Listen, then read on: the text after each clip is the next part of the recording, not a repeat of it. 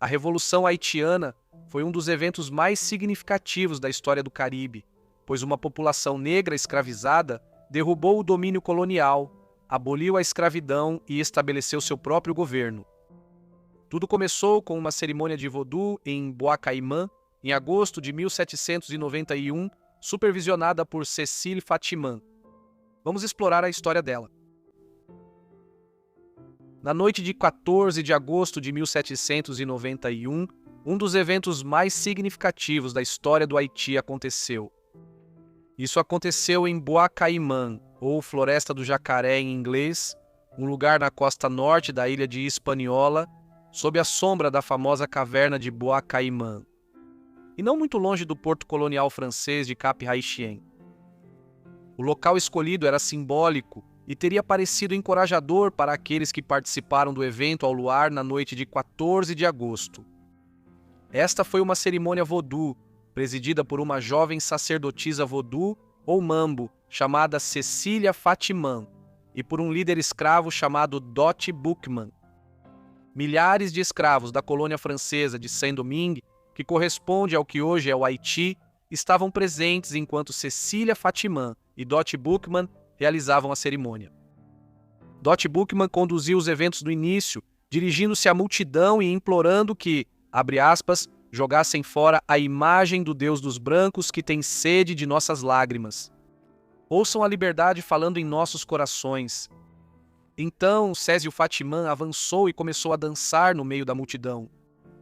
Relatos posteriores sugerem que ela foi possuída pelo espírito de Erzuli, um espírito do vodú, após o que ela sacrificou um porco crioulo cortando sua garganta.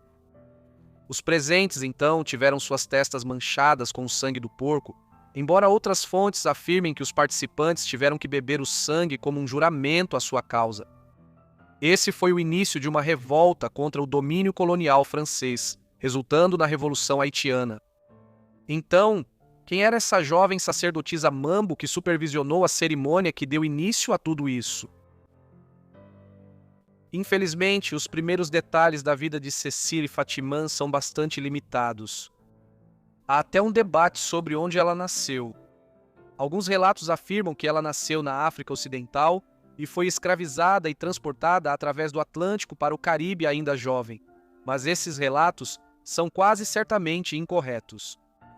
Dado o modo como ela estava inserida na cultura escrava de Saint-Domingue no início da década de 1790, seu papel na cerimônia em Bois Caïman e sua idade na época, é mais provável que Fátima tenha nascido em Hispaniola. Além disso, o nome dela, Cecília, indica que ela nasceu em uma plantação de escravos francesa. Uma teoria especulativa sobre Fatiman afirma que ela era, na verdade, mestiça e foi filha de uma mulher escravizada nascida na África e de um colono em Saint-Domingue, cujo sobrenome era von Neuhoff. Esse von Neuhoff era um homem de ascendência alemã e franco-italiana, cujo avô foi Teodoro I da Córcega. Teodoro viveu muitas aventuras. Ele era filho de um nobre alemão de baixa patente e por um tempo foi soldado, diplomata e depois coronel. Ele viajou por toda a Europa e por um breve período se autoproclamou rei da ilha mediterrânea da Córcega em 1736, várias décadas antes dessa ilha se tornar parte da França. Essa teoria também especula que Fatiman era um nome derivado de seu nome do meio, Atiman, e que seu verdadeiro sobrenome era, na verdade, Croix Quaderide, tornando Cecília uma parente de Marie-Louise Croix Quaderide, que se tornaria rainha do Haiti em 1811. Alguns vão além e afirmam que as duas tinham a mesma mãe e eram, na verdade, irmãs. Essa é uma teoria de origem interessante, mas altamente especulativa. Outros detalhes do início da vida de Fatiman têm bases mais sólidas. Descrita como uma mulher alta, com olhos verdes penetrantes e marcantes, Fatiman tinha cabelos longos e finos, e provavelmente tinha uma pele mais clara do que a maioria das pessoas escravizadas em Hispaniola na época, considerando a teoria posterior de que ela era mestiça. Acredita-se que ela tenha nascido em 1771, então tinha apenas 19 ou 20 anos na época da cerimônia em Bois Caïman. Assim, Seu treinamento como sacerdotisa mambo do vodú começou cedo, quando ela ainda era adolescente ou talvez até mais jovem. A religião vodú surgiu em Hispaniola como uma fusão das tradições religiosas da África Ocidental com o catolicismo romano dos franceses e espanhóis na ilha. No século XVIII, quando Fatimã foi treinada como sacerdotisa, o vodú já era uma religião importante ali, a qual a maioria da população escravizada aderiu. Como mambo, Fatimã tinha várias funções. Essas funções incluíam liderar rituais de vodú, realizar iniciações para novos sacerdotes ou sacerdotisas, fazer adivinhações, interpretar sonhos, lançar feitiços, criar poções, curar os doentes e servir como um receptáculo para a possessão pelos espíritos da religião, como aconteceu naquela noite em Boacaimã em 1791. Além desses detalhes de sua juventude, sabemos que Fatimã se casaria com Jean-Louis Pierrot, um homem cerca de 10 anos, mais velho que ela, nascido em dezembro de 1761, que posteriormente se tornou um alto comandante militar na Revolução Haitiana. Fátima foi central, em 1791, para o início de um dos eventos mais significativos da história haitiana e, de fato, da história mais ampla de todo o Caribe. Por mais de 2 séculos, as Índias Ocidentais foram o centro do tráfico atlântico de escravos. Lucros enormes podiam ser obtidos aqui com o cultivo da cana-de-açúcar e a produção de açúcar para os mercados europeus.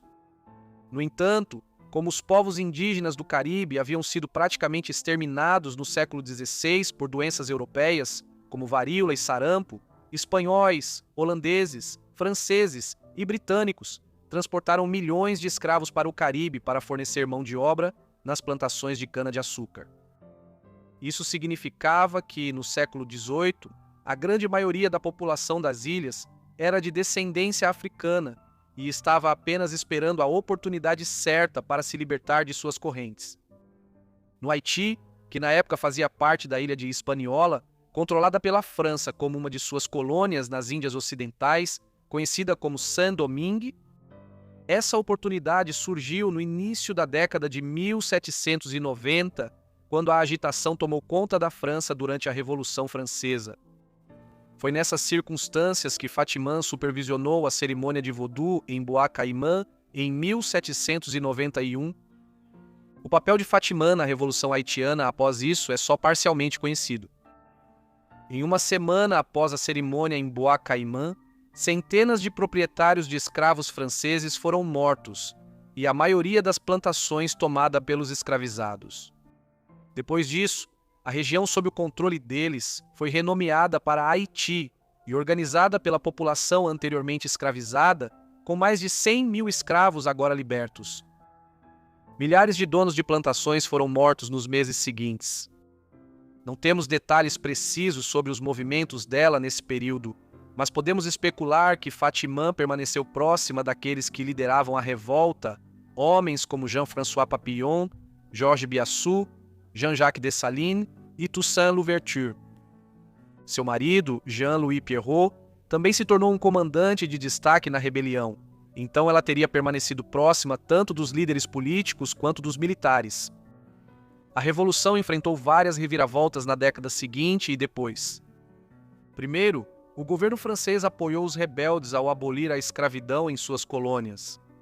Depois, os inimigos da França, Grã-Bretanha e Espanha intervieram em Hispaniola em meados da década de 1790.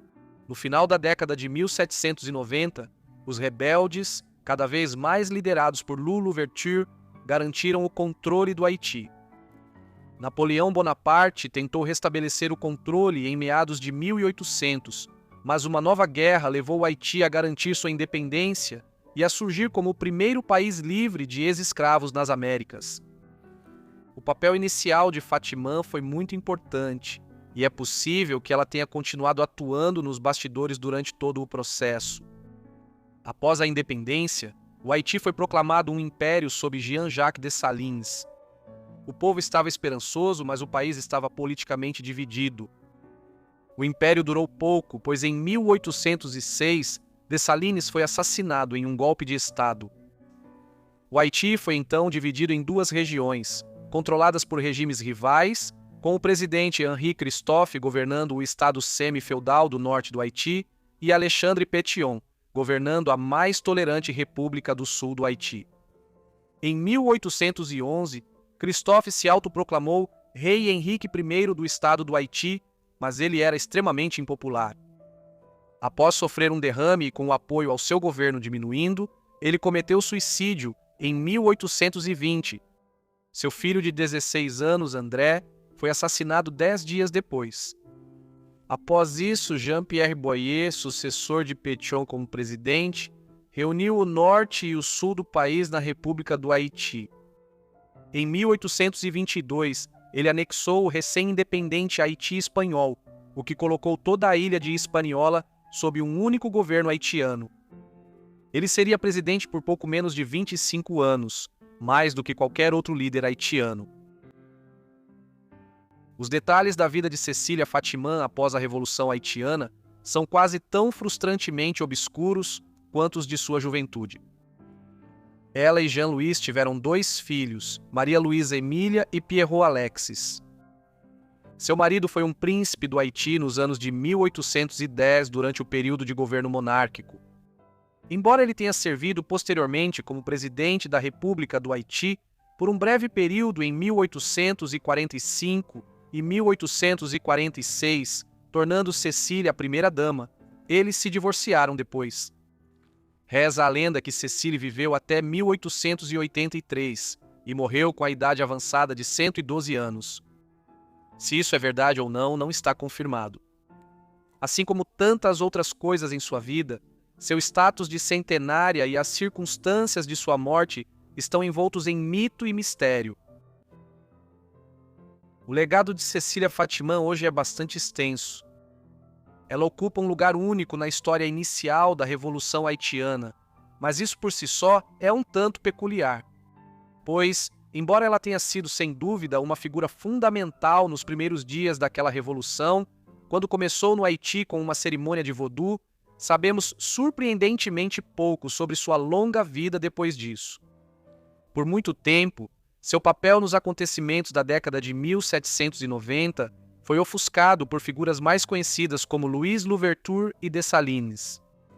Mas, na última década ou algo assim, uma geração de novos estudiosos começou a questionar o que o papel de Fatiman nos acontecimentos de 1791 revela sobre o envolvimento feminino na Revolução Haitiana e na política da época. Assim, novos detalhes sobre sua vida estão vindo à tona a partir de arquivos haitianos ao longo do tempo, embora o material documental a seu respeito seja limitado. Mas, embora os detalhes de sua longa vida possam ser relativamente mínimos, ela continua ocupando um lugar de destaque na religião vodú do Haiti devido ao seu papel na Revolução. Obrigado por assistirem ao vídeo sobre Cecília Fatiman. Espero que tenham achado interessante. Me diga o que você achou da vida dela aí embaixo nos comentários e se tiverem outras sugestões. Também não deixem de deixar suas sugestões aí embaixo nos comentários. Espero que vocês estejam inscritos e com as notificações ativadas para receberem todos os meus vídeos assim que eu os postar. Enfim, é isso da minha parte, então vejo todos vocês no próximo Vida Esquecida. Obrigado!